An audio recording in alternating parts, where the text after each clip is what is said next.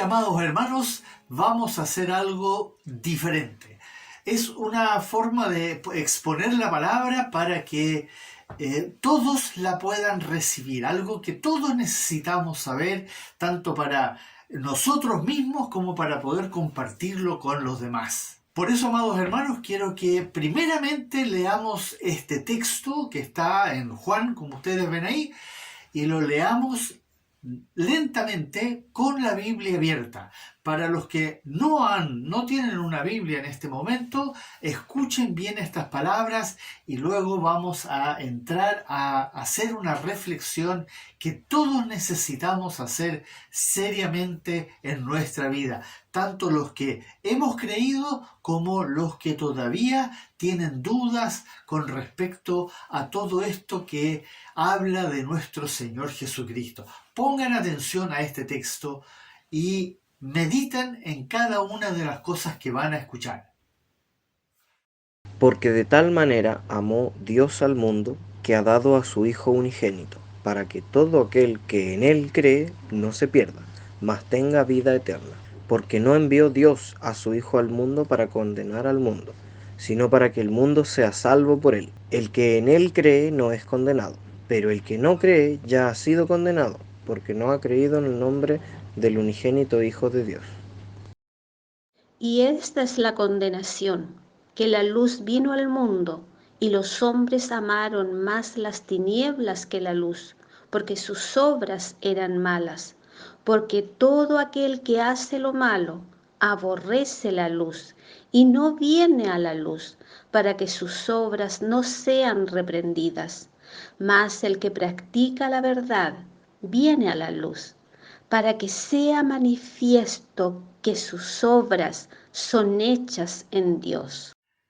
De este texto se desprende una verdad extraordinaria, pero antes quiero invitarles que oremos, como lo hemos hecho siempre antes de dejar que el Señor nos hable a nuestro corazón. Oremos. Bendito y glorioso Padre que estás en los cielos, te damos gracias en esta mañana de poder abrir tus escrituras, pero reflexionar sobre lo que tú quieres que suceda en nuestro corazón. Tú quieres salvarnos, tú quieres que todos seamos salvos y por eso en esta mañana nos disponemos delante de ti para que tú seas haciendo la obra por medio de tu maravilloso y glorioso Espíritu, para que la salvación llegue al corazón de todos los que escuchen este mensaje. Bendito sea tu santo nombre. Oramos, amado Dios, en el nombre de Jesús. Amén.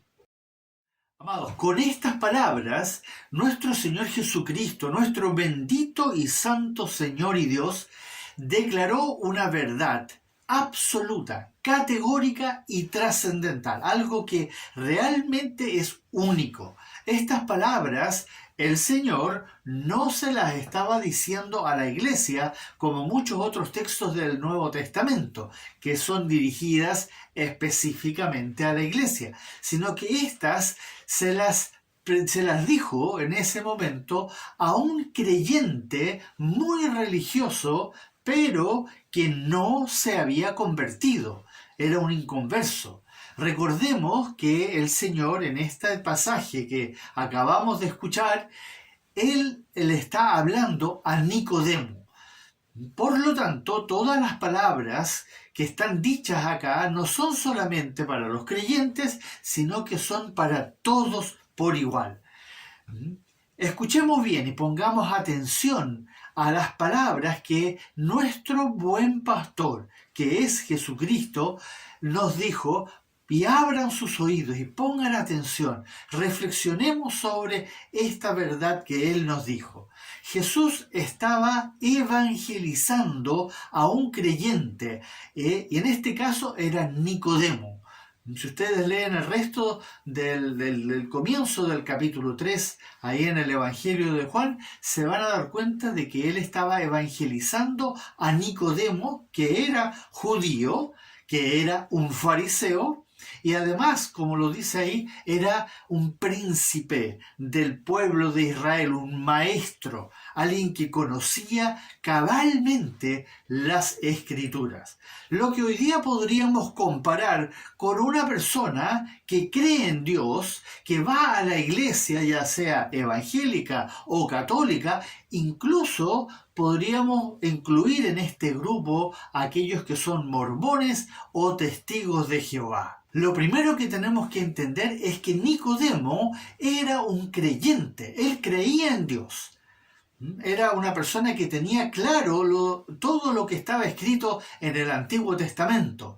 Y él sabía muy bien una cosa, que todos los seres humanos estaban muy enfermos. Él lo sabía.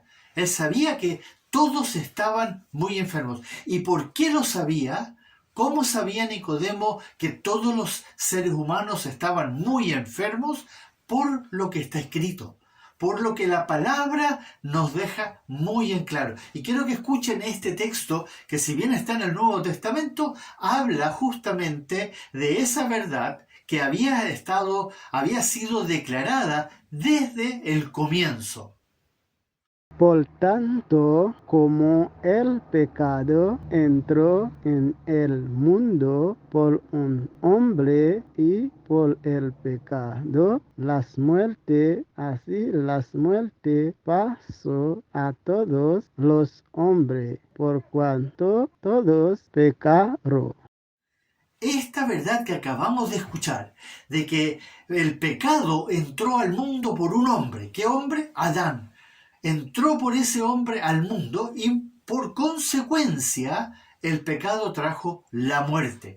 Esta verdad es irrefutable, absolutamente irrefutable, indiscutible, porque hay una evidencia empírica y científica.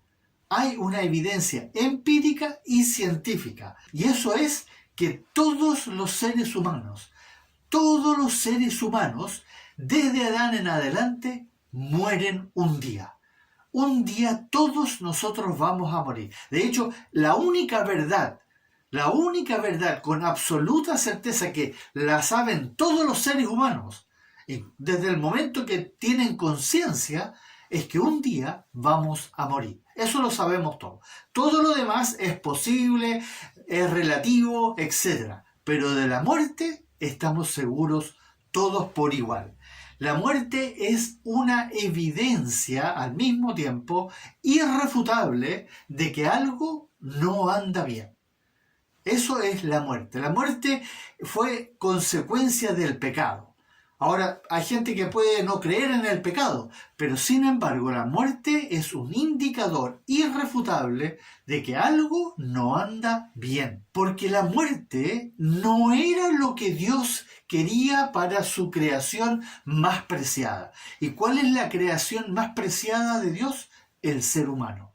Lo más preciado para él fue la creación del hombre. Todo lo demás lo creó para sustentar a esa creación preciada que él puso en el jardín del Edén, en el huerto del Edén. Pero sin embargo, amados, la muerte, que no era lo que Dios quería para su creación más preciada, fue la consecuencia de la desobediencia, la soberbia del ser humano. Y por lo tanto, la muerte física, que es de la cual habla el texto, la muerte física también es una evidencia de que hubo al mismo tiempo una muerte espiritual. Y esa quedó muy en claro ahí en ese pasaje que vemos ahí en Romanos capítulo 3. Porque no hay diferencia, dice ahí, por cuanto todos pecaron y están destituidos de la gloria de Dios. En el momento en que Adán y Eva pecaron, en ese momento, de ahí en adelante, toda la humanidad quedó destituida por igual. Porque como dice ahí, todos pecaron. Todos de ahí en adelante pecaron y quedaron destituidos de la gloria de Dios. Todos quedamos excluidos. Entonces, todos estamos en la misma condición. En otras palabras, todos sufrimos de la misma enfermedad. En el momento en que el ser humano pecó, y hay que hablar del ser humano, no es como para echarle la culpa a Adán, porque si no hubiera sido Adán, hubiéramos sido nosotros, ¿verdad? En el momento en que nosotros como seres humanos pecamos, quedamos destituidos de la gloria de Dios y en ese momento sufrimos todos de la misma enfermedad. Y uso esta analogía de la enfermedad ya que todos nosotros nos podemos relacionar muy bien con esta condición muy adversa que sufrimos de vez en cuando. Pero la pregunta es ahora, ¿cuál es nuestra enfermedad?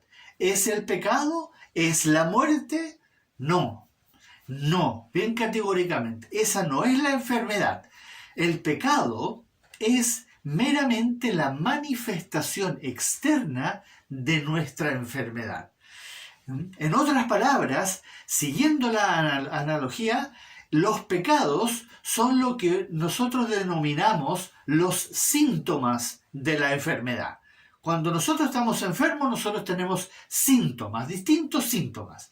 Y el pecado son los síntomas que nos dan una evidencia de que hay una enfermedad. Cuando, por ejemplo, nosotros mentimos, casi siempre, lamentablemente, podemos estar absolutamente seguros de que hay una enfermedad. Cuando odiamos, cuando insultamos, cuando maldecimos a otras personas, que también lamentablemente es algo que se da con mucha frecuencia y si no es verbal, es en nuestro corazón o en nuestra mente, es una señal que estamos enfermos. O cuando robamos, o codiciamos, o envidiamos, o somos celosos, todos esos son síntomas de que hay una enfermedad presente. Y así es con todos los demás síntomas que nuestro Señor y Dios nos ha dejado explícitamente escrito en su palabra. Y lo repite en varios distintos libros del Nuevo Testamento, los detalla. El Antiguo Testamento muestra cómo el ser humano en su comportamiento, a pesar de que Dios obra en él, repetidas veces va a demostrar por estos síntomas que está muy enfermo. Por ejemplo, lo que dice ahí en Gálatas, como ustedes ven ahí. En Gálatas 5:19 dice claramente algunos de los síntomas que manifiestan la enfermedad nuestra. Escuchen este texto. Y manifiestas son las obras de la carne, que son adulterio, fornicación, inmundicia, lascivia, idolatría, hechicerías, enemistades, pleitos, celos, ira, contiendas, disensiones, herejías, envidias, homicidios, borracheras, orgías y cosas semejantes a esto. Las obras de la carne. Las obras de la carne que en otras palabras son las obras de la naturaleza humana.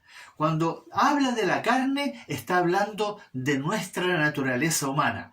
Y esa naturaleza humana es la enfermedad.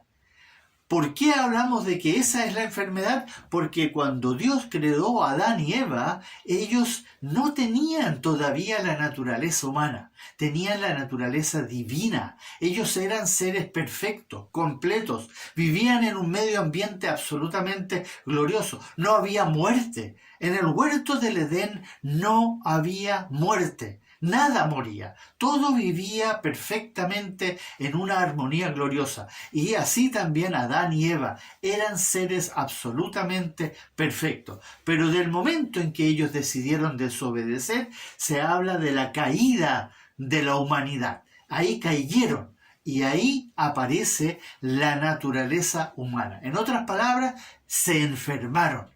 Y de ahí en adelante, todos nosotros, los seres humanos, estamos enfermos con la misma enfermedad. Y es importante mencionar a este punto que estos síntomas de la enfermedad, que no son otra cosa que los pecados que cometemos nosotros, y todos los seres humanos los cometen a diario, son justamente para que nosotros reaccionemos. Para que reaccionemos justamente como nosotros reaccionamos cuando sentimos un dolor, náuseas, vómitos, fiebre. ¿Qué pasa con nosotros? Nos damos cuenta de que estamos enfermos. ¿Y qué hacemos entonces? Nosotros vamos rápidamente a pedir ayuda, ya sea un médico, al hospital, a la posta, a la urgencia. ¿No es cierto? Cuando tenemos algún problema, nosotros vamos en búsqueda. Y, ojo, no vamos en búsqueda de un zapatero, o de un científico, o de un ingeniero. Nosotros vamos en búsqueda de alguien que entienda nuestra enfermedad, que entienda los síntomas, y de los síntomas, entonces, él pueda ayudarnos con la enfermedad que nosotros tenemos. Y, por lo tanto, vamos a un médico, a una persona que entienda nuestro problema. Y lo mismo es lo que Dios nos está llamando a hacer. Él nos está, a través de los síntomas, Él nos está llamando a que nosotros tomemos conciencia de nuestra enfermedad y vayamos en búsqueda de un médico.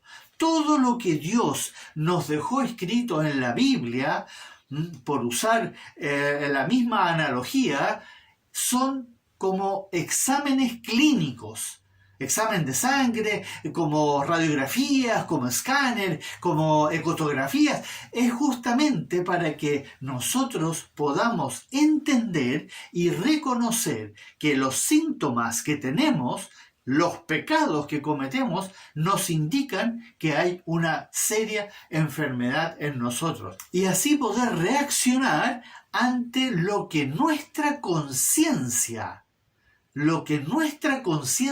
nos está avisando cada vez que se presenta un síntoma, cada vez que, en otras palabras, nosotros pecamos. Cada vez que se manifiesta un pecado en nuestra vida, y no nos engañemos, ya que es algo que sucede con bastante frecuencia en nuestra vida, nuestra conciencia, que no es otra cosa que la ley de Dios escrita en nuestros corazones, como dice ahí en Romanos 2:15, mostrando la obra de la ley escrita en sus corazones, dando testimonio su conciencia, y acusándoles o defendiéndoles sus razonamientos. Esa conciencia es como una luz roja que se enciende cada vez que pecamos, ya sea verbal o sexualmente, ya sea física o mentalmente, da lo mismo. Cada vez que nosotros pecamos, se enciende esa luz roja, esa conciencia. Da lo mismo. Todas aquellas cosas que hacemos cotidianamente que van en contra de todo lo que nuestro Dios ha establecido para nosotros. Esa luz roja, que es nuestra conciencia, nos dice que algo anda muy mal. Y da lo mismo, hasta el más perverso, hasta el más atroz de los seres humanos, que uno dice ya está perdido, está consciente cada vez que hace algo que va en contra de Dios, aunque no está consciente de que es algo que Dios ha dicho, pero sabe cuando está violando a alguien, sabe cuando está consumiendo drogas, sabe cuando está robando, sabe que está haciendo algo malo, porque la conciencia lo acusa. Pero lamentablemente, ¿qué hacemos nosotros? ¿Qué hacemos nosotros cuando se enciende la luz?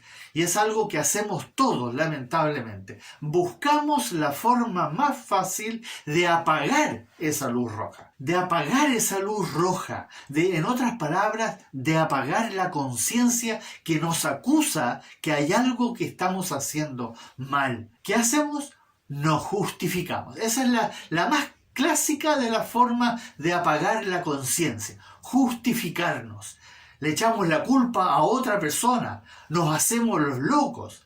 E incluso para tratar de olvidar lo que hicimos, nos metemos en más pecados todavía. Seguimos pecando, bebiendo alcohol, nos vamos a las drogas, buscamos alguna forma de escapar y en eso seguimos pecando aún más. Buscamos cualquier cosa que sea necesaria para evitar enfrentar la conciencia, la luz roja, y tener que admitir y reaccionar como lo debiéramos hacer. Eso, admitir y reaccionar inmediatamente y detenernos. Hay veces que lo hacemos, hay veces que nos damos cuenta de que nos estamos metiendo en algo muy peligroso y ahí reaccionamos y lo hacemos. Y eso es porque la conciencia nos está avisando que van a haber consecuencias serias, pero otras veces nos justificamos, le echamos la culpa a otros y tratamos entonces de apagar la luz roja. Lo triste es que a esta condición nuestra, se suma que lo que las religiones ofrecen una salida, nos ofrecen una salida. Y una, por ejemplo, es cuando podemos ir a confesarnos. Vamos a confesarnos y el cura entonces nos da alguna penitencia y con eso quedamos absueltos. En otros casos buscamos hacer algo bueno, hacer yoga o rezos repetitivos, o los musulmanes peregrinan a la Meca, los budistas ayunan con Buda, los hindúes le dan ofrendas de flores a Krishna. Entonces hay distintas formas que las religiones nos permiten a nosotros absolvernos de la culpa, porque la conciencia nos lleva a tener culpa, que es sentirme mal por lo que hice. Me van a pillar, me van a castigar, estoy preocupado. Pero es porque yo voy a ser afectado. Por eso el hombre, en su desesperado intento por apagar la luz roja de la conciencia, que es, como lo leímos, la ley de Dios escrita en nuestros corazones, va a inventar todo tipo de medios para evitar tener que reconocer y reconciliarse con Dios Padre que está en los cielos. Lo va a intentar por todos los medios. Pero eso, amados, es exactamente lo único que Dios nos pide. Él nos pide que nosotros nos reconciliemos con Él. Es lo único que nos pide. Y escuchen este texto porque ahí está escrito. Así que somos embajadores en nombre de Cristo, como si Dios rogase por medio de nosotros. Os rogamos en nombre de Cristo, reconciliaos con Dios. Reconciliaos con Dios. Reconciliarse significa reconocer. Primero, antes de que yo me pueda reconciliar con la persona que ofendí, primero tengo que reconocer que lo que hice la ofendió, la dañó, la hirió, ¿no es cierto? Tengo que reconocer que estamos enfermos. En otras palabras, con Dios tenemos que reconocer que estamos enfermos. Tenemos que admitir que nuestra enfermedad se manifiesta claramente por aquellos síntomas, ¿no es cierto? Los pecados que nosotros cometemos y que nuestra conciencia nos dice que estamos cometiendo. Así que no hay por dónde escaparse. Uno dice, bueno, pero yo no conozco la Biblia, entonces no sé cuáles son los pecados. Pero la conciencia te indica que estás pecando y que necesitamos un médico. Necesitamos alguien que nos ayude con nuestra enfermedad. Necesitamos, en otras palabras, a Jesucristo. Él es el único, el unigénito Hijo de Dios, el Salvador del mundo, Señor y Creador de todo lo que existe. Él es el único médico, porque Él nos creó. Él nos hizo, Él sabe todo respecto a nosotros. Y para que eso sea posible, primero tenemos que reconocer nuestra terrible, perversa y depravada condición, nuestra enfermedad. Eso tenemos que nosotros primero reconocerlo, antes de que podamos siquiera pensar en reconciliarnos con nuestro Padre Celestial. Y luego, una vez que reconocemos, necesitamos volvernos humillados ante nuestro Señor y Dios. Volvernos humillados ante nuestro Señor y Dios y pedirle primeramente que perdone todos nuestros pecados.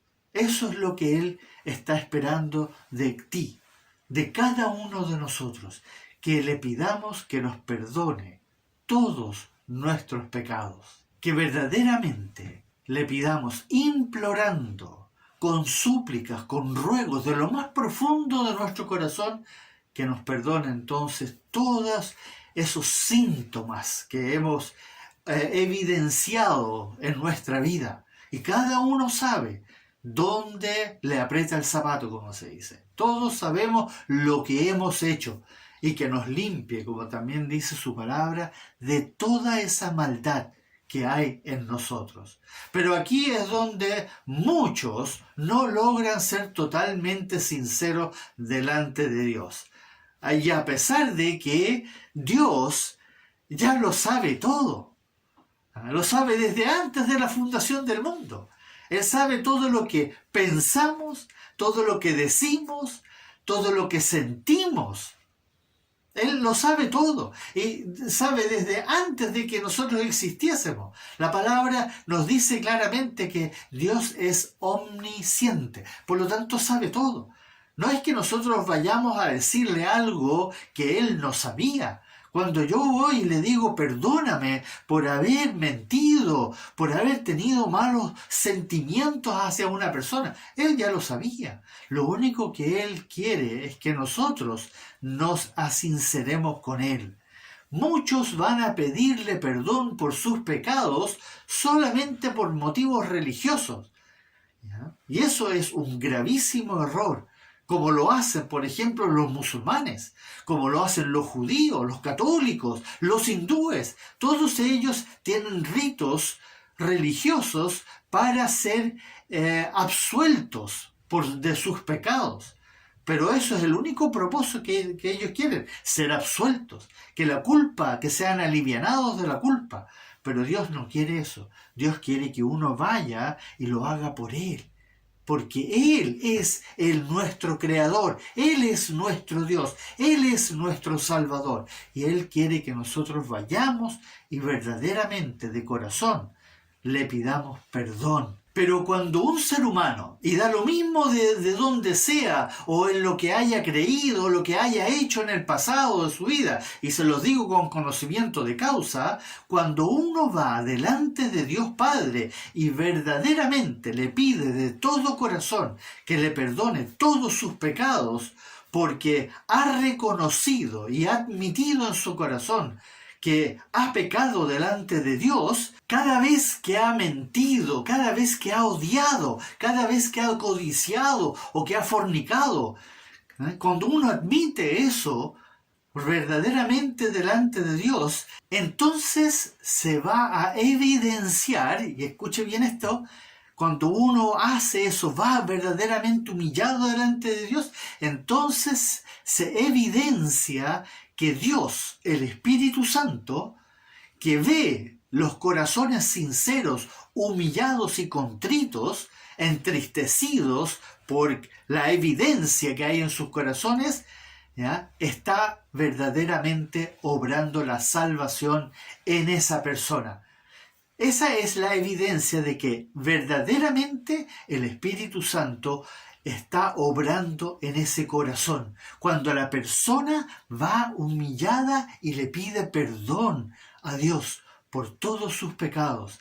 Y en ese momento el Espíritu de Dios, que es el que hace la obra en todos nosotros, es el que nos hace nacer de nuevo del agua y del Espíritu, tal como Jesús se lo dijo a Nicodemo. Recuerden lo que leímos al comienzo. Recuerden estas palabras que nosotros leímos al comienzo. Como dice ahí en Juan capítulo 3, versículo 17. Porque no envió Dios a su Hijo al mundo para condenar al mundo, sino para que el mundo sea salvo por él. ¿Por qué no vino el Señor Jesucristo a condenar al mundo, a los seres humanos? ¿Por qué no vino Él a hacer eso? Porque ya estábamos condenados. Nosotros ya estábamos condenados desde el momento en que Adán y Eva pecaron. De ahí en adelante Todos estábamos destituidos. ¿Y cuál es la evidencia que además nos deja el Señor en la palabra? Claramente que nos pone a todos en la misma condición. Escuchen este texto que es tan decidor, pero tómenlo en serio, porque esta es nuestra realidad. Esta es la sentencia que nos acusa a nosotros, a todos por igual. Escuchen. ¿Qué pues? ¿Somos nosotros mejores que ellos? En ninguna manera, pues ya hemos acusado a judíos y a gentiles, que todos están bajo pecado. Como está escrito, no hay justo, ni aun uno, no hay quien entienda, no hay quien busque a Dios. Todos se desviaron, a una se hicieron inútiles, no hay quien haga lo bueno, no hay ni siquiera uno. Como dice ahí muy claramente, ya hemos acusado a judíos y a gentiles, a todos los seres humanos por igual, que todos han pecado, todos están bajo pecado. Pero el Padre envió a su Hijo unigénito para salvar al mundo, a salvar a los que escuchan y creen esto y ponen atención y reaccionan ante esta verdad. A esos los vino a salvar. Los demás van a seguir su destino porque han decidido no creer estas palabras. Y ese es el problema. Van a seguir enfermos y sus enfermedades finalmente los van a matar. Y por eso quiero invitarles a los que están escuchando a que pongan atención a lo que el Señor dice en su palabra. Vino entonces a salvar a los que reconocen en sus corazones que están enfermos, muy enfermos, y que necesitan ayuda, que necesitan un médico urgente, que están verdaderamente desesperados por reconciliarse con Dios y quieren creer en Jesucristo. Y a todos los que están escuchando, da lo mismo lo que tú pienses, lo que tú creas, da lo mismo lo que tú hayas hecho en el pasado. Pon atención a esta verdad que dijo el Señor Jesús a Nicodemo. Ahí en el versículo 18 del capítulo 3 de Juan, que dijo, el que en él cree, refiriéndose a Jesucristo, no es condenado. Todo aquel que cree en Jesucristo no es condenado, pero el que no cree ya ha sido condenado, porque no ha creído en el nombre del unigénito Hijo de Dios. ¿Pusieron atención a eso? El que no cree en el nombre del unigénito Hijo de Dios, y se refiere al nombre de nuestro Señor Jesucristo, ese ya está condenado. Ya está condenado, no es que va a ser condenado. Dice ahí claramente que ya está condenado. Así estaba yo un día también. Yo estaba en esa condición. Yo, a pesar de que yo tenía alguna creencia en Jesucristo, yo no me había convertido. Yo decía que creía en Jesús, pero no era cierto porque no me había reconciliado con Dios Padre. Nunca había admitido que en mi corazón verdaderamente que yo estaba enfermo, que yo había pecado contra Dios, de los cuales yo estaba muy consciente, y porque había visto los síntomas en mi vida. Los síntomas de la enfermedad estaban sumamente claros. Yo sabía todas las veces que había pecado, pero no lo quería admitir. Y eso me impedía creer en Jesucristo. ¿Por qué? Porque estaba destituido de la gloria de Dios, como dice el texto claramente. Yo estaba destituido y por lo tanto no podía creer verdaderamente en mi Señor Jesucristo. Aunque yo creía que era una buena persona, claro, porque ayudaba de vez en cuando a alguien, hacía alguna buena obra por aquí, daba algo de plata a los pobres. Yo me creía una buena persona, pero lo que no sabía era que estaba muy, pero muy enfermo y que constantemente despreciaba a Dios porque no hacía lo que Él manda en su palabra. Yo hacía lo que yo quería porque no creía en Jesucristo como Él lo enseña, lo manda en su palabra. Yo, al igual que todos, necesitaba reconocer y admitir que estaba muy lejos del Dios verdadero, de Jesucristo, el único Dios verdadero y la vida eterna. Aunque yo tenía mis ideas, mi religión, ¿no? Yo no estaba en la verdad.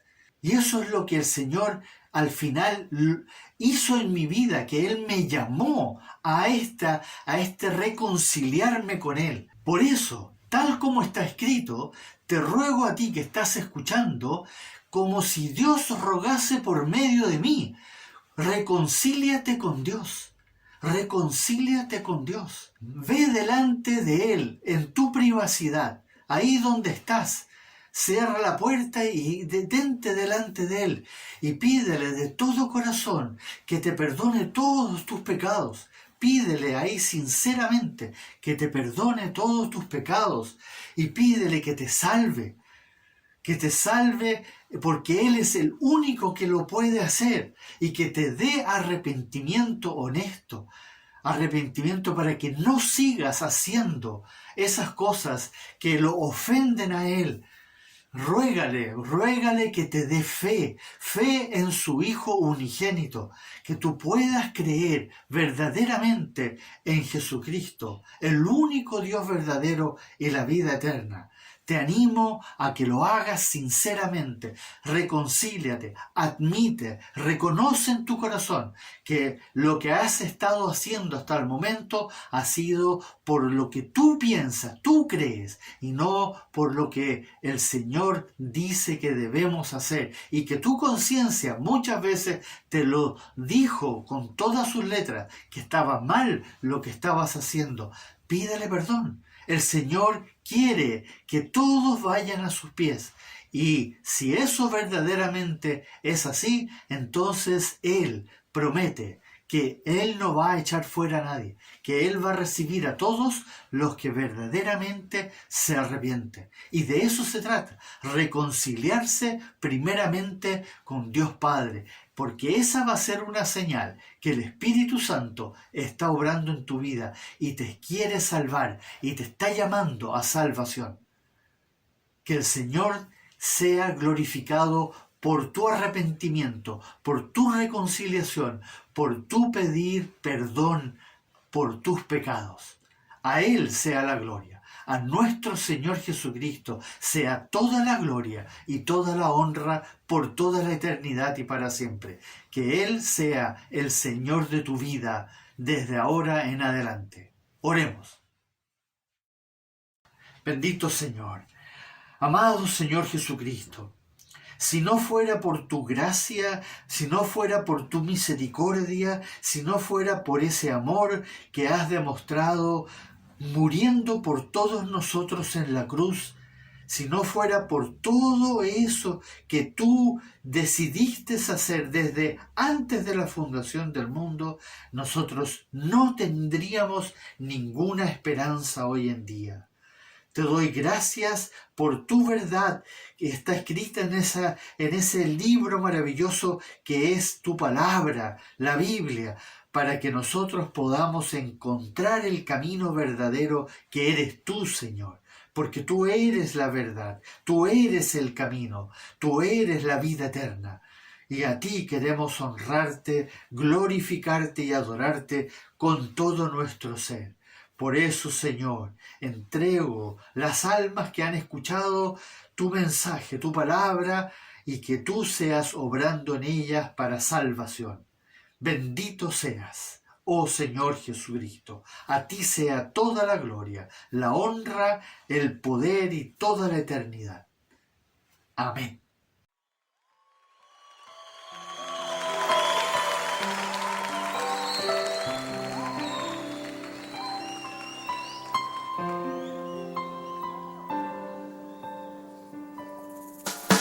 De tal manera me amó que su vida no escatimó, hasta el final Él se entregó y a la muerte fue porque Él me amó.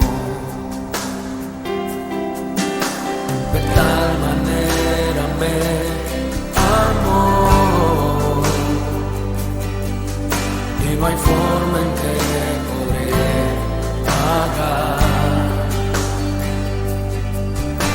el precio de su grande amor, pero toda mi alma quiero dar por su amor. Yo viviré de su amor, yo cantaré, con mi Jesús caminaré, porque me amó a mí. Por su amor yo viviré, de su amor yo cantaré, con mi Jesús caminaré, porque Él murió por mí. Le seguiré.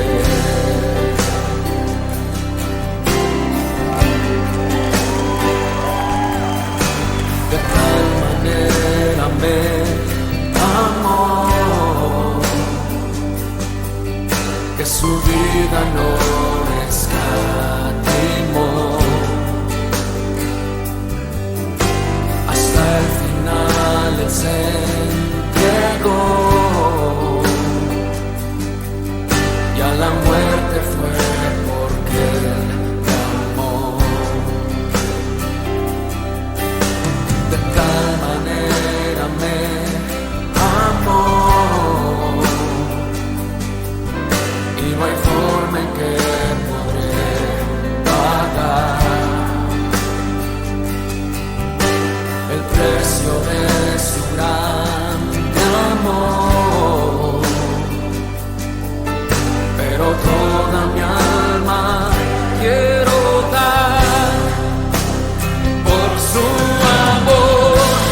Yo viviré de su amor, yo cantaré, con mi Jesús caminaré, porque me amó a mí. Por su amor yo viviré,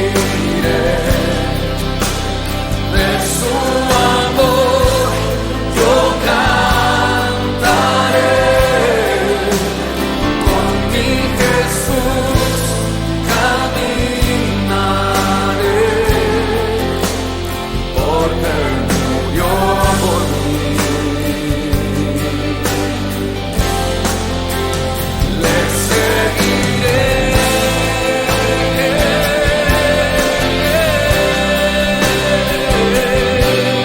Mi Dios, seguiré a ti, te amaré. Por su amor yo viviré, de su amor yo cantaré, con mi Jesús caminaré, porque me amó a mí.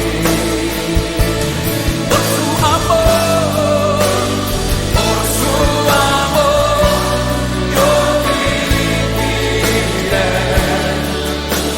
de su amor yo cantaré, y con mi Jesús caminaré,